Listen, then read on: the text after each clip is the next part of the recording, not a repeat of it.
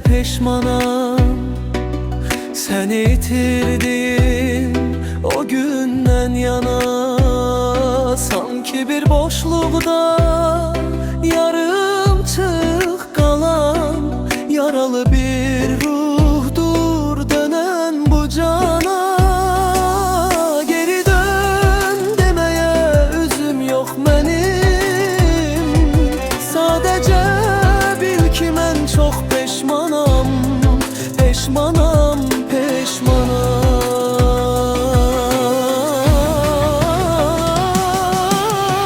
Sözler var idi diyebilmedim, sözler var idi gerek demezdim. Senin o ince hassas kalbini bilseydim beləcə hiç vaxt ezmezdim. İndi her küncdə izin boylanır, benim bu vicdanım sönmür, otlanır.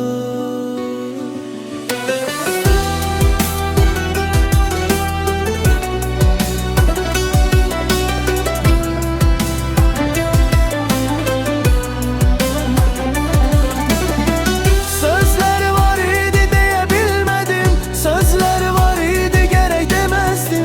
Senin o ince hassas kalbini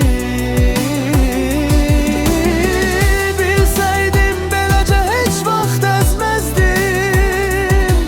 İndi her küncdə izin boylanır, benim bu vicdanım sönmür, odlanır. Peşmanam, hem de nece peşmanam. Seni yitirdim o günden yana.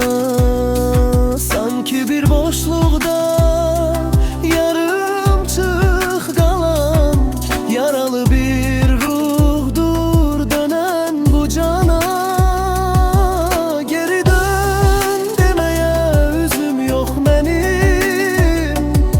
Sadece bil ki ben çok peşmanam, peşmanam, peşmanam.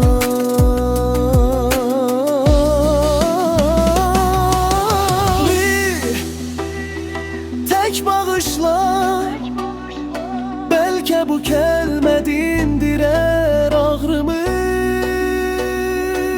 Ama ben hele de hemin o yerde sensiz ve günahkar